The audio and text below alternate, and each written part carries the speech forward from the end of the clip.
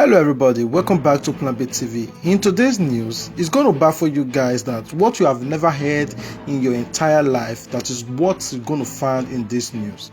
Just as it is, many of you might have found out, many of you might still be unaware. But we are bringing into your phone notice that the Aso Rock presidential villa in Abuja has reportedly been invaded by a gang of armed robbers who escaped with a lot of items. It was reported that the residence of the Chief of Staff to President Muhammadu Buhari, Professor Ibrahim Gambari, as well as that of the admin officer Abubakar Makano within the premises of the villa were specifically targeted. According to People Gazette, the robbers took away many valuables from the both residents during the attack, which occurred on Sunday, May 9, 2021. The report added that both Gambari and Makano were forced to temporarily abandon their residence in the villa due to the strange occurrence. It, however, remained unclear if any official documents were taken by the attacker. The robbers took away as much as possible from the both places. A security officer quoted in the report said, "What is more unfortunate is no one has been arrested," the source added. The development is a major source of concern given the rising spate of criminal activities and general insecurities across the nation, both in the Aso Rock villa. That it is unbelievable armed robbers were able to penetrate despite the heavy presence of security operatives and restricted access to the Aso villa. This is uncalled for, he added. Plan B TV, however, understands that no immediate explanations has been offered from the said security breach in the nation's seat of power. Buhari's Chief of Staff, Professor Gambari, did not immediately return a request seeking comment on the matter. Similarly, a spokesperson for the Department of the State Security Service (DSS) said he would not comment on the matters, and spokesperson for the police Abuja abruptly disconnected the call upon hearing the Gazette inquiring was about a security breach at the presidential villa. Meanwhile, a popular Nigerian lawmaker, Senator Bale MBN Nahala, has revealed the factors responsible for the activities of Boko Haram insurgencies and bandits. Speaking with the State House correspondents after a meeting with the President Muhammadu Buhari in the presidential villa, Nahala said the past injustice inflicted in the countries, collectively and individuals, were responsible for rising insecurities in the countries. The senators representing Kebbi South Senatorial District noted that the National Assembly is already working with the President to find a lasting solutions to the rising insecurity. But Plan B TV, however, added that to say if the President's villa is not secured, where else is secured in Nigeria? There is a particular concern, amongst Nigerians. Much is being invested into fighting insecurity. But the more we invest, the worse it becomes. What do you think is wrong? No, I think there are certain feelings that, with the greatest respect, cannot be justified in the present situation. You see, a society evolves with its own problems, depending on its structure. Let me give you an example. The Boko Haram is predominantly in the northeast. It's not a fact that you can say it's not correct. The banditry is in the northwest. You can't say it's not correct. So these are issues that the previous injustices that we have done to ourselves collectively and individually are manifesting. It is only unfortunate that they are manifesting now when this government is in place. And that is the reason why that the government, having not directly been responsible for this situation, should be assisted with whatever assistance from any responsible citizen of this country to ensure that we put this behind us. Like I have said, whether anybody likes it or not, the truth is this country will remain one, because the factors that bring the country together are stronger than the ones that seek to divide us. And I think that every responsible Nigerian should understand this and go into it and make sure that he gives his or her own contribution to ensure that we have a very formidable, resilient country where we can at least begin to love ourselves, do justice to ourselves, and build a society that every citizen of this country will be proud of. This is and it's a collective responsibility. In the calculation of the opposition, Yeah. the party, your party, APC, has lost every justification to say it wants to continue ruling Nigeria after 20. Well, they have equally lost every justification to say that we have not done our best in view of the fact that they brought us to where we are, having ruled the country from the beginning of democracy to where we are today. That's a fact. Let's be honest, let's be sincere. The most unfortunate thing is that politicians crisscross from PDP to APC, and therefore, depending on what side of the divide they are, they find it convenient to now run down the party in government. But I think that if you look critically at what is happening, you will see that the more the thing changes, the more they remain the same. What we need are patriotic Nigerians with zeal and commitment to build a virile nation. That's what we need. Not politicians who are playing to the gallery. That's how I see it. I have always said it. How can you hold a very responsible position in this country and ride on the platform of lies to continue to demarcate your country to the international community? It doesn't make sense. So I think that people who see this country as a country worth living in should equally accept the fact that a country worth living in is a country worth dying for. Committee on electoral matters. So I must be given the benefit of knowing what is going on. We have finished our public hearing. We have taken inputs. There are certain things that no matter how you try to be accommodative enough, they are practically impossible. But those ones that guarantee the free, fair electoral process have been taken into account. And I'm very sure we will give Nigerians an electoral act that they will be very proud of.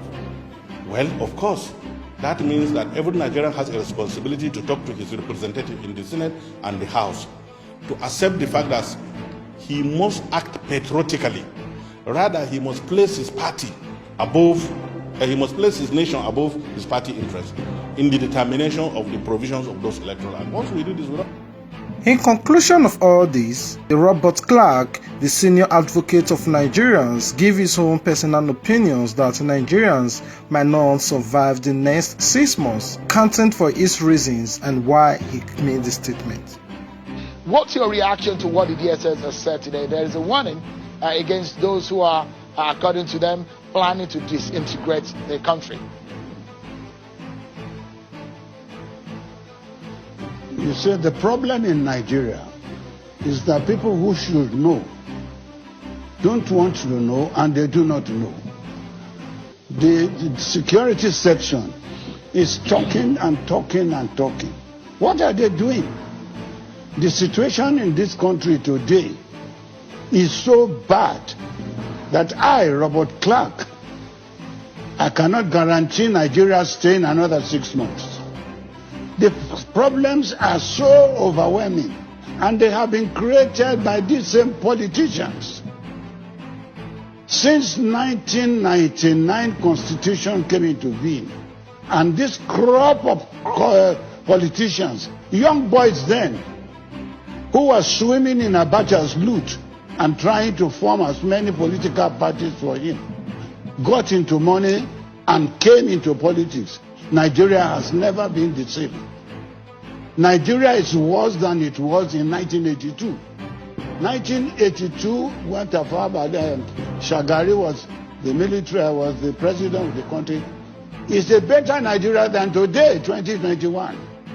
What is the cause? The cause is the leadership we have.